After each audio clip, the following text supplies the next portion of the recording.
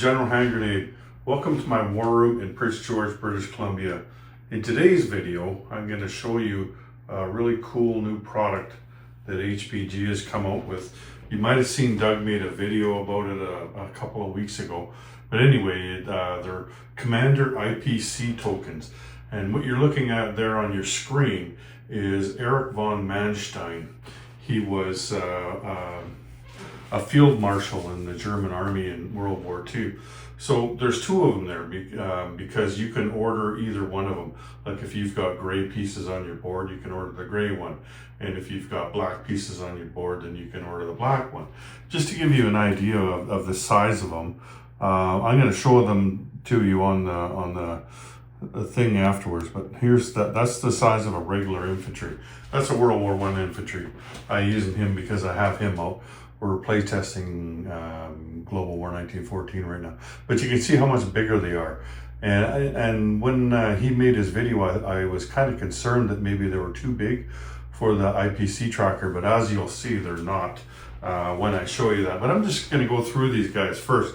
So let's get this guy off of here. So that's the German. Like I said, you can order either one of them, and there's sets of them as well. Like you can buy them individually, or you can buy sets. They're going to be an Axis and Allies set that only has 6 of them, so that's for the smaller Axis and Allies games.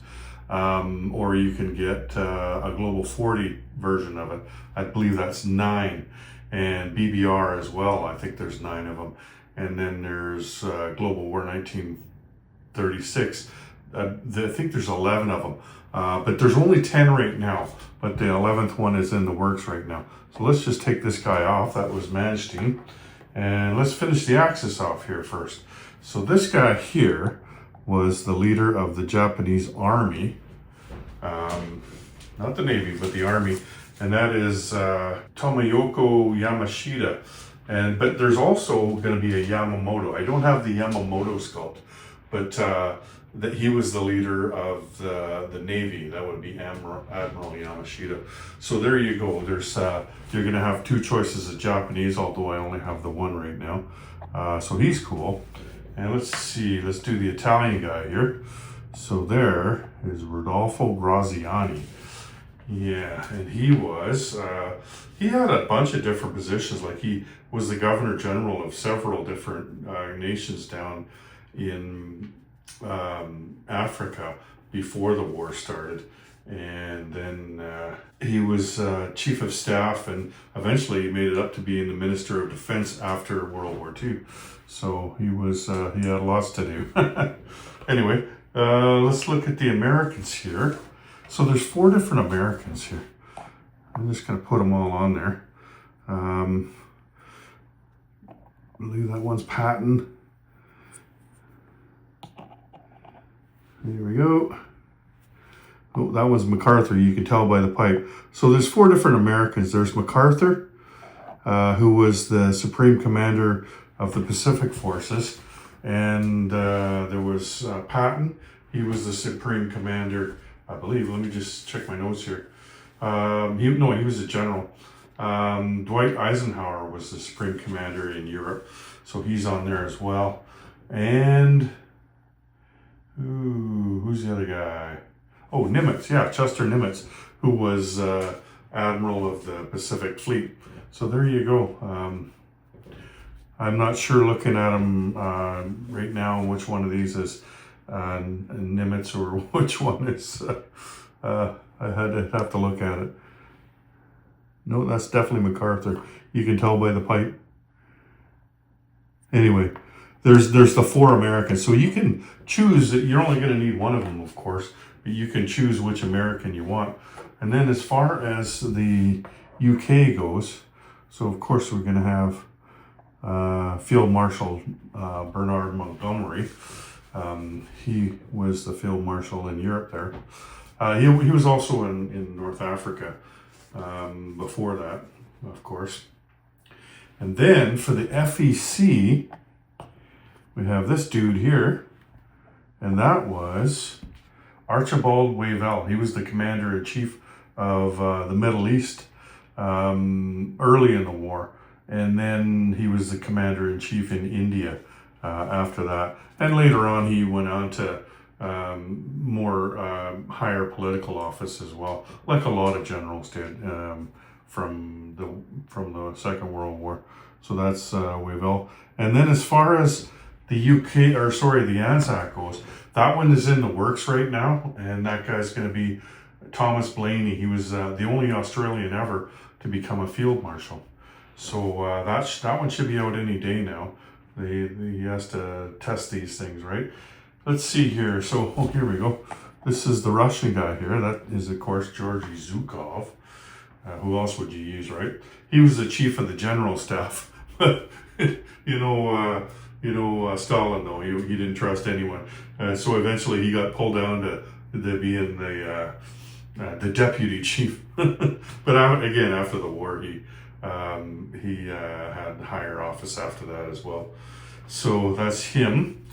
And the French guy, that's Henri Giraud. He was the, let's see here, he was the commander-in-chief of the French army and then of the Free French forces up until 1944. So that would be your French guy. And then what do we got here? Oh, let's just do both of these guys at once. So we know this guy as Chairman Mao of the CCP, and there's the KMT dude, and that would be Chiang Kai-shek. He was the leader of the Nationalist Party and the commander-in-chief of the army. So you've got your two Chinese factions there. Mao, of course, we know him as Chairman Mao, but back then he was just the founder of the CCP and the leader of the forces. They weren't really all that structured. He was just Mao, right? Anyway, so those are your Chinese ones there. Anyway, I'm going to set these up on the board so you can see what they look like. Okay, so there they all are up on the turn tracker here, and IPP tracker. I used the German guy here, or sorry, the black guy here for Germany, and then the gray guy, since I don't have the Anzac one yet, he's just going to hang out and be Anzac. Anzac and Manstein, that's him. Anyway, so you can see, like, they fit on there just fine, right?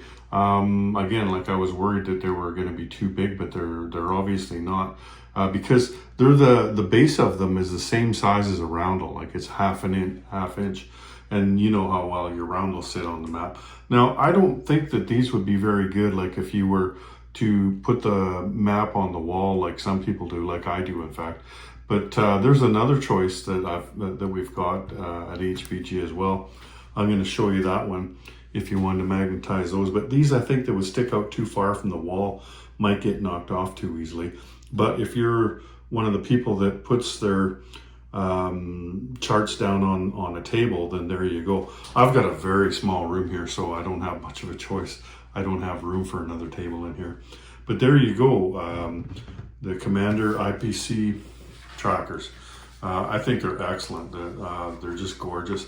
I don't know how well you can see them on camera, but I can tell you that when I got them, I was more impressed seeing them in person than I was seeing them in a video that Doug had made. So yeah, if you're into this kind of thing, then yeah, those would look great painted up, or just like that, like they're done in the colors that you probably already have your forces anyway.